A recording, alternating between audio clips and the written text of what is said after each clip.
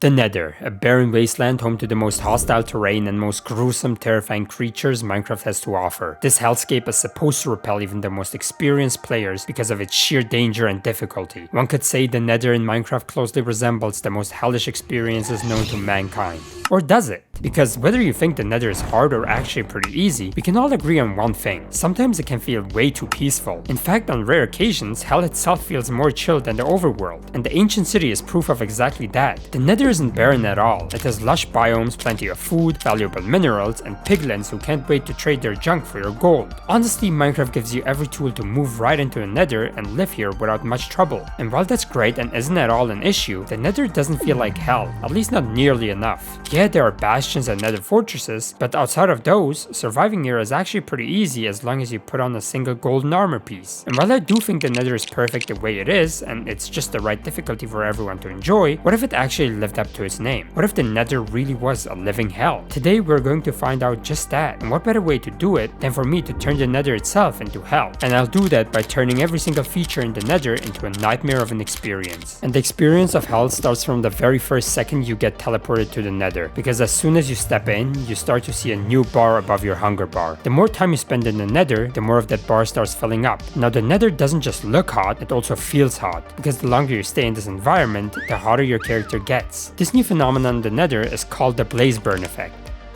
Since hell seems like a place engulfed in unbearable heat, it makes sense to apply that principle here. The hotter your character gets, the weaker it becomes. Eventually your character starts moving slower and suffers from mining fatigue. If you let the bar fully fill up, you begin to slowly take damage as you burn. And it doesn't stop there. Every burn damage you take permanently damages that health from you, with no way to regenerate those hearts. At least for as long as you're in the Nether. The only way to combat the Blazeburn effect is by wearing leather armor. Any other armor heats your character faster because metal armor simply gets way too hot in the Nether, so you're better off wearing full leather with just a single piece of golden armor. This leaves you with a tough choice. Is the extra protection from the stronger armor worth dealing with the Blazeburn effect? Alternatively, there is also another way to deal with the Blazeburn effect. You can shoot yourself with wind charge to cool yourself off, or use a breeze rod and a few feathers to craft a breeze fan that you can fan yourself with to fight the Blazeburn effect. And while the Blazeburn effect alone would make the Nether unimaginably harder, we are not nearly done. Have you ever stood right next to lava and thought to yourself, this doesn't seem right. I'm literally beside a river of molten rock and yet nothing happens to me. Well, not anymore, because now just standing near lava can be a grave mistake. You don't even have to step in it to burn. Lava itself becomes unstable. At any moment, it can form dangerous bubbles. And if one of those bubbles happens to swell up beside you, it will keep growing until it bursts, splattering molten lava all around. And if you're unlucky enough to be in the way when it pops, you'll find out very quickly just how deadly lava can be. To keep stuff from getting completely ridiculous with lava bubbles popping up everywhere, there would need to be some special conditions for them to form. These bubbles would only appear if magma blocks were hidden underneath the lava. And while that makes them far less common, it also makes them far more dangerous, because now they'll only show up when you least expect it. When you think you're safe bridging over a calm lava lake, a bubble might swell up beneath your feet and catch you by surprise. You can also shoot these bubbles with arrows to pop them before they can swell and create a mess, giving you ways to better counter them. But lava bubbles are the least of your concern when bridging over a lava sea, because now there is a much more real and terrifying danger lurking beneath you: the Skeletal Serpent. This fossilized serpent has a massive length, spanning a whole 11 blocks. It has been revitalized in the hot nether lava, and is now looking for any opportunity to get a hold of fresh prey that will bridge across the lava unsuspectingly, before it lunges toward you and pulls you down into the lava. You can occasionally see the skeletal worms jumping in and out of lava on the distant horizon, alerting you to the danger that lurks under the lava sea. The serpent alongside lava bubbles now make it a real challenge to get over even the smallest of lava rivers, forcing you to bridge up to avoid any dangers that might be lurking below you. But the serpent is far from being the most brutal mob in the Nether. That title would go to the Wildfire.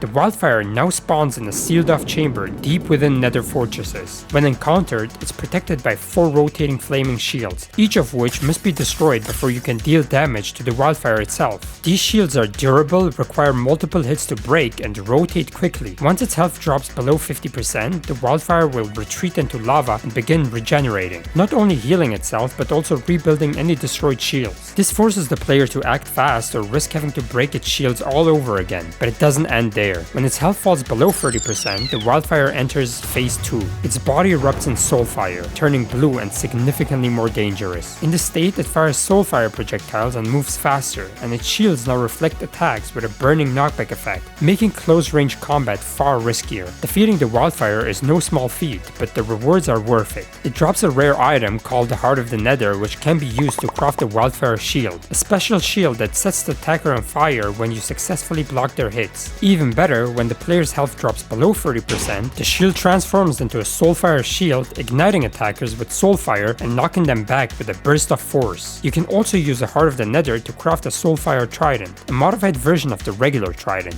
It retains the standard trident's mechanics but deals soulfire damage. The Wildfire also has a small chance to drop a unique armor trim, giving the helmet a gemstone-like core perfect for showing off your victory. With multi-phase mechanics, regenerating shields, and game-changing drops, the Wildfire becomes one of Minecraft's most intense and rewarding boss encounters, finally giving the Nether a worthy boss of its own. And while you'll need a lot of preparation and loot to take on a boss like the Wildfire, you might notice something else about surviving here. One type of item simply doesn't survive in the Nether anymore, and that's meat.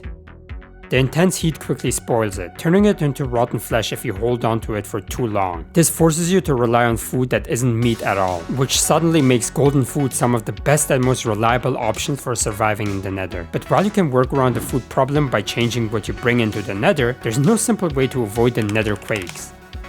These are new naturally occurring events that make your whole screen shake violently as the ground rumbles beneath you. When the quake hits, blocks and debris start falling down from the ceiling. Luckily, each falling block casts a shadow on the ground, giving you just enough warning to dodge it if you're paying attention. But even one of these chunks can deal heavy damage, and if several land on you at once, things can turn fatal very fast. The Nether Quakes can also become far more deadly if they catch you at the wrong time. For example, if you're bridging over lava when a quake hits, the shaking can make your floating blocks unstable, causing them to break loose and fall straight into the lava below. And if you happen to be standing on one of those blocks when it goes down, you're going down with it. This makes bridging during a quake one of the riskiest moves in the Nether, since not only do you have to dodge falling debris from above, but now even the path you've built beneath your feet can betray you at any moment. The safest strategy is to take cover under a tree or any other overhead structure, but if you're caught in the open with nothing above you, surviving a Nether Quake becomes a real challenge. And yet the Nether Quake would not be the only naturally occurring event that takes place in the Nether, because now the Nether has some strong winds that can take place alongside the already annoying Nether Quakes, the Ash Wind.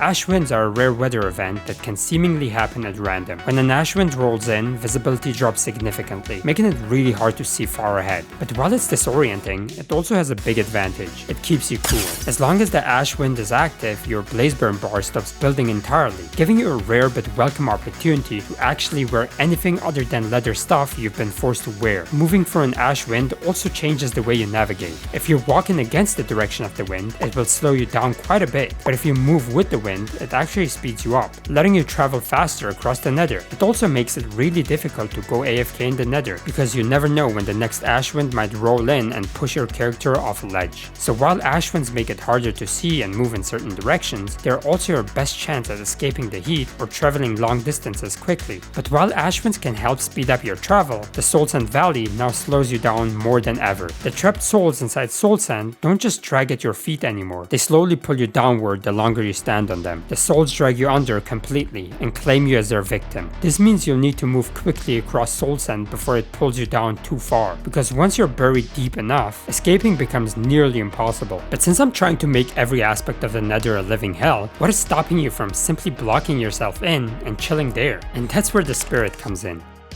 As the name suggests, the spirit can slip through walls and reach you no matter how well you think you've hidden yourself. The more closed off you are, the more likely it is to appear, almost like it's drawn to your fear. The spirit doesn't just attack head on either, it plays with you first. You might catch a glimpse of its shadow as it phases in and out. The spirit reacts more aggressively the deeper you dig yourself in. If you decide to make a tunnel through Netherrack, the more you dig, the more you'll set off the spirit. By the time it finally decides to strike, there's nowhere left to run. And since you've trapped yourself in such a small space, escaping becomes a nightmare. This means that hiding away in the Nether is no longer safe. The longer you stay boxed in, the higher the chance a spirit will find you, forcing you to keep moving if you want to survive. But boxing yourself in isn't the only time you might run into the spirit. That's where the Bearer of Soul comes into play.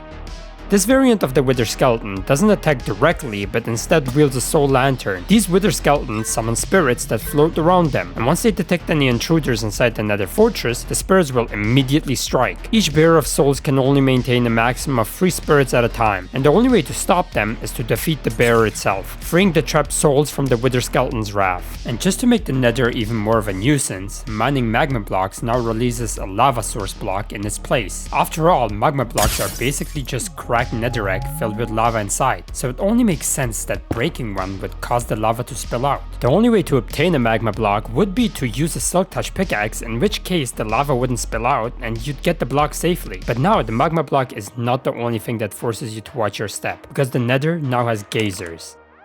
The Geyser is a new block that spawns in the Nether, and all it takes for these geysers to turn deadly is for an unlucky player to accidentally step on one. At that point, the geyser shoots out a hot burst of lava steam, and not only launching you high into the air, but also burning you. You can dry out the geyser with a bucket, or simply break the block to get rid of it. They are also pretty useful for making traps. Simply place down the geysers and fill it with lava to activate the trap. But while you can usually spot a geyser ahead of time and avoid getting thrown into the air, the same can't be said about the Mimic.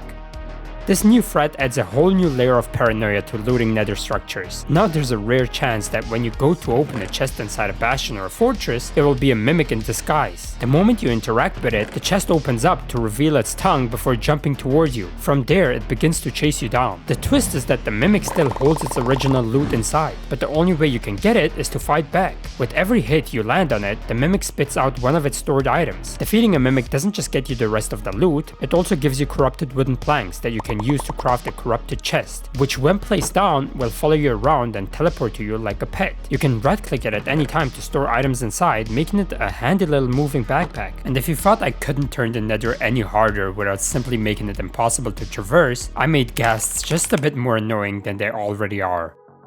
The ghast now shoots homing fireballs toward the player that automatically adjust mid-air to land a precise hit on its target, so now it's increasingly more difficult to escape the ghast fireballs. And this is how I would turn the Nether into living hell. And while the video was simply a thought experiment, let me know down in the comments whether you'd like to see any of these features added into the actual game. Thanks so much for watching. If you enjoyed the video, consider leaving a like, subscribing, or sharing it with a friend. It really helps the channel out. And if you haven't already, check out my previous videos where I rework a bunch of other Minecraft features and give them a brand new purpose. I now have channel memberships, so you can support the channel if you wish to do so, and if you subscribe to the smiley tier, you can have your skin featured in the video. Also make sure to join my Discord server in the description. Hope to see you in the next video. Bye!